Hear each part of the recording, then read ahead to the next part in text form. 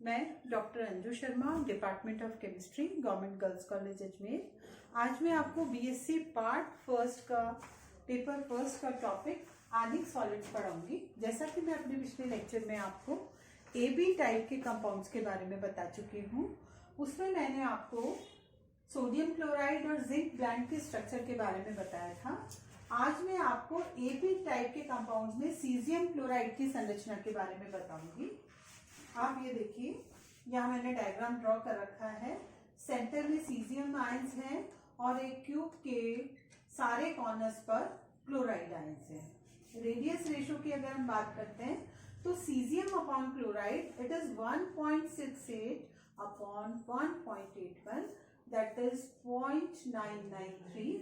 जैसा कि मैंने आपको रेडियस रेशो के केस में पहले ही रेंज बता चुकी हूँ मैं आपको कि अलग अलग रेडियस रेशो होता है तो अलग अलग प्रकार की व्यवस्थाएं होती हैं।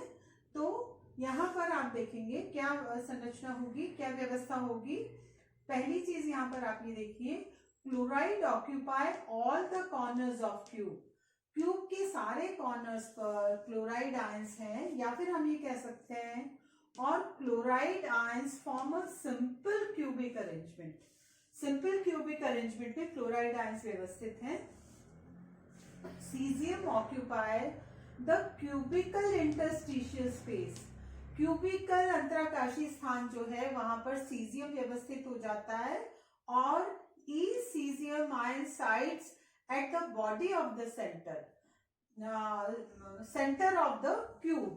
Body centre of the cube पे सीजियम होता है। आप ये देखिए, घनीय व्यवस्था है जिसके हर कॉर्नर पर क्लोराइड है और जिसके केंद्र में सीजियम आयन मौजूद है। यानी हम क्या कह सकते हैं, each caesium ion surrounded by 8 chloride ions. एक सीजियम आयन 8 क्लोराइड आयन से घिरा हुआ है और एक क्लोराइड आयन 8 सीजियम आयन से घिरा हुआ है। यानी हम इसको 8:8 व्यवस्था कहेंगे। इस प्रकार की जो व्यवस्था है वो सीजियम के ब्रोमाइड और सीजियम के आयोडाइड में भी पाई जाती है। पर सीजियम का जो फ्लोराइड है उसमें NaCl प्रकार की संरचना होती है। सीजियम क्लोराइड की व्यवस्था कब होती है? Caesium chloride structure observe only when the cations and anions of comparable size. दोनों के साइज में, एनायन और कैटायन के साइज में जब बहुत ज्यादा अंतर नहीं होता तो सीजियम फ्लोराइड प्रकार की संरचना होती है। यानी हमने एबी प्रकार की जो क्रिस्टल संरचना है उसमें सोडियम क्लोराइड, जिंक ब्लेंड और सीजियम फ्लोराइड की व्यवस्था देखी। अब हम देखेंगे AB2 टाइप की व्यवस्था। AB2 जैसे आपको नाम से फॉर्मूला से ही पता लग रहा है, एक पॉजिटिव आयन और 2 नेगेटिव आयन, जिसको देखते ही आपको पता लग रहा है कि इनकी समन्वय संख्या या कोऑर्डिनेशन नंबर में भी अंतर होगा। इसका एग्जाम्पल है TiO2। इसका जो मिनरल है उसका नाम है रूटाइल। आप इसका रेडियस रेशियो देखिए, it is in between 4142 to 0.732। इसकी व्यवस्थाएं 3 डायग्राम्स मैंने ड्रॉ किए हैं, उससे आप समझिए। यहाँ पर ये ट्राइंगल है। ट्राइंगुलर स्ट्रक्चर में कॉर्नर्स पर Ti20। AB2 टाइप के कंपाउंड जो हम देख रहे थे उसमें एग्जाम्पल हम रूटाइल का देख रहे हैं, दैट इज TiO2, जहां पर रेडियस रेशियो इन बिटवीन 0.414 से 0.732 है। यहाँ पर 3 डायग्राम्स मैंने बताए हैं। यहाँ पर आप ये देखिए, ट्राइएंगुलर शेप में टाइटेनियम आयन कॉर्नर पर है और बीच में ऑक्साइड है। यहाँ पर आप देखिए क्यूबिक स्ट्रक्चर में ऑक्साइड जो है वो हेक्सागोनल पोजीशंस पे आपको दिखेंगे और कॉर्नर्स पर टाइटेनियम। और अगर ये व्यू अगर हम देखेंगे तो यहाँ पर आप ये देखेंगे कि सेंटर में टाइटेनियम है पाया जाएगा और इन पोजीशंस के ऊपर ऑक्साइड है। इसको हम इस तरह से समझ सकते हैं जो मैंने अभी आपको स्ट्रक्चर से बताया। Every titanium ion is surrounded by 6 oxide ions in octahedral shape। आप ये देखिए, every titanium ion is surrounded by surrounded by 6 oxide lines in octahedral shape. Every oxide is surrounded by 3 titanium ions in triangular shape. ये इसको indicate कर रहा है. And it is not very common and found in MnF2, ZnF2, MgF2, COF2 and NiF2. Next type का जो compound है वो है CaF2. उसमें रूटाइल से अलग व्यवस्था पाई जाती है. और यहाँ पर आप ये देखिए रेडियस रेशियो इज 0.73. इसको हम फ्लोराइड स्ट्रक्चर भी कहते हैं. जो इसका जो मिनरल फ्लोरस्पार है उसी के बेसिस पे इसका नाम रखा हुआ है, उसी के आधार पर फ्लोराइड. यहाँ पर आप व्यवस्था देखिए, सेंटर में कैल्शियम है और यहाँ पर फ्लोराइड आयंस है कॉर्नर्स पे. और दूसरी व्यवस्था में आप ये देखिए ऑल्टरनेट कॉर्नर पर बीच में तो फ्लोराइड है और ऑल्टरनेट जो कॉर्नर है वहां पर कैल्शियम आयन है. तो ये जो फ्लोरस्पार से फ्लोराइड हम इसको स्ट्रक्चर कहते हैं. तो आप ये देखिए calcium ion occupy all the corners as well as centre of each face of cube. ये आप देख सकते हैं. और the centre of each face of the cube and calcium ion forms CCP arrangement. यहाँ पर आप ये देखिए ये यहाँ पर व्यवस्था बता रखी है. यहाँ पर हम देखेंगे it is named after mineral fluorspar. Calcium ion occupy all the corners as well as centre of each face of cube. यानी कि यहाँ पर कैल्शियम जो है उसकी CCP अरेंजमेंट है. अगर हम फ्लोराइड की बात करते हैं then fluoride ion occupy all the tetrahedral sides. आप ये देखिए यहाँ पर ये ऑल्टरनेट बता रखे हैं. तो fluoride ion occupy all the tetrahedral sides and each fluoride ion surrounded by 4 calcium ions. So coordination number of fluoride ion is 4. ठीक है. यहाँ पर इन दोनों डायग्राम से आपको ये क्लियर हो जाएगा.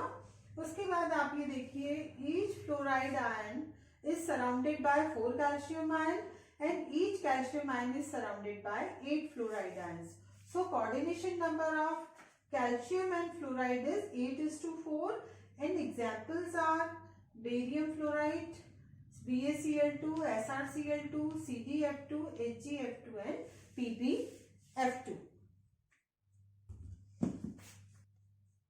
अभी तक हमने AB2 टाइप के स्ट्रक्चर्स देखे. अब हम एंटी फ्लोराइड स्ट्रक्चर देखेंगे. जैसे नाम से ही पता लग रहा है कि AB2 में 1:2 का रेशियो होता था. यहाँ पर AB2 में A2B में 2:1 का रेशियो होगा. And here alkali metal oxides M2O adopt anti fluoride structures. यानी कि आप ये देखिए Na2O वगैरह में एंटी फ्लोराइड स्ट्रक्चर होगा. Here oxide ions form the CCP arrangement and O-2 occupy all the corners as well as the center of each face. क्या होगा? ऑक्साइड कौन सी प्लेस ऑक्यूपाई करेगा? all the corners and center of each face of cube. Sodium ion occupy all the tetrahedral sides. चतुष्फलकीय जो sides होंगी उनमें sodium ion रहेगा and it is surrounded by 4 oxide ions. तो हम कुल मिला के क्या कह सकते हैं? each sodium ion surrounded by 4 oxide ions and each oxide ion surrounded by 8 sodium ions.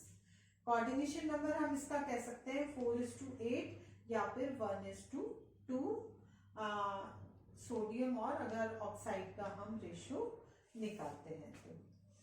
Example है इसका, जैसे कि आपने देखा सोडियम का ऑक्साइड है तो Li2O, K2O, Rb2O, CH2O, ये सभी जो कंपाउंड्स होते हैं उसमें एंटी फ्लोराइड स्ट्रक्चर होता है. Next is AB3. AB3 type की व्यवस्थाओं का एग्जांपल CrCl3. इसका रेडियस रेशियो है 0.3. इनके जो स्ट्रक्चर्स हैं these are not as simple as these structures. यहाँ पर क्या होगा? कोऑर्डिनेशन नंबर तो है 6×2 और chromium ion Cr+3 ion is of small size, उसका आकार जो है वो छोटा होता है और आकार छोटा होने के कारण सो मोर कोवेलेंट कैरेक्टर, छोटा आकार होने के कारण यहाँ पर कोवेलेंट कैरेक्टर का भी समावेश होता है and layer structure is there. Chloride जो है वो सीसीपी व्यवस्था में व्यवस्थित होते हैं। अब क्या होता है कि क्लोराइड आयन जो होता है जो लेयर स्ट्रक्चर में मौजूद है, जो पेयर अगर हम इसका देखेंगे तो 2/3 जो ऑक्टाहेड्रल होल है उसमें क्रोमियम आयंस फिट हो जाएंगे। ठीक है, इनके एग्जांपल्स हैं CrBr3, FeCl3, आर्सेनिक, एंटीमनी और बिस्मथ के ट्राई आयोडाइड्स। पर इनमें और क्रोमियम क्लोराइड में क्या डिफरेंस है? Structure are same but chloride atom जो है वो सीसीपी व्यवस्था में नहीं होगा जैसा कि यहाँ पर है, वो HCP व्यवस्था में होगा। लास्ट हम देखेंगे A2B3 टाइप की व्यवस्था, यानी एल्यूमिनियम का ऑक्साइड। Al2O3 में दो फॉर्म्स में पाया जाता है ये, अल्फा और बीटा। अल्फा फॉर्म की अगर हम बात करते हैं तो हाई टेम्परेचर पर ये स्टेबल होता है, नेचर में कोरियंडम के रूप में ये पाया जाता है and it is harder like diamond, diamond की तरह ये मजबूत होता है, कठोर होता है। रेडियस रेशो इस केस में 0.38 होता है और एल्यूमिनियम इज टू ऑक्सीजन का अगर कोऑर्डिनेशन नंबर का हम देखते हैं, कोऑर्डिनेशन नंबर हम देखते हैं तो 6:4 का रेशो होता है। जैसा कि मैंने आपको बताया यहाँ पर व्यवस्थाएं बहुत सिंपल नहीं होती हैं और जो ऑक्साइड्स आयन जो होते हैं वो HCP व्यवस्था में होते हैं और ऑक्टाहेड्रल जो होल्स होते हैं, ठीक है, उसके 2/3 ऑफ द होल्स जो है उनमें एल्यूमिनियम आयन फिट हो जाते हैं। मैंने आपको AB, AB2, A2B, AB3 और A2B3 टाइप की व्यवस्थाएं जो है उनके बारे में, आयनिक सॉलिड्स में किस तरह की क्रिस्टल व्यवस्था होती है वो मैंने आपको बताया। अगले लेक्चर में मैं आपको ये बताऊंगी कि अभी जो मैंने आपको सारे स्ट्रक्चर्स बताए हैं ये व्यवस्था है जब आइडियल कंडीशंस होती है, एब्सोल्यूट टेम्परेचर होता है तो इस तरह की व्यवस्था होनी चाहिए। पर आप जानते हैं कि नॉर्मल कोर्स में एब्सोल्यूट टेम्परेचर और आइडियल कंडीशंस नहीं मिलती हैं, तो क्या होता है उसके कारण ये व्यवस्थाएं कुछ हद तक भंग हो जाती हैं और संरचनाओं में कुछ त्रुटि आ जाती है। तो वो जो त्रुटि आ जाती है उसके कारण वो व्यवस्थाएं कहलाती है त्रुटिपूर्ण संरचनाएं, या उनको हम कहते हैं क्रिस्टल लैटिस में डिफेक्ट आना, उनको हम डिफेक्ट स्ट्रक्चर्स कहते हैं। ठीक है, वो भी दो तरह के होंगे, स्टाइक्योमेट्रिक और नॉन स्टाइक्योमेट्रिक। तो आज के लेक्चर में हम इसी को खत्म करके और अगले लेक्चर में डिफेक्ट स्ट्रक्चर्स के बारे में पढ़ेंगे। Thank you.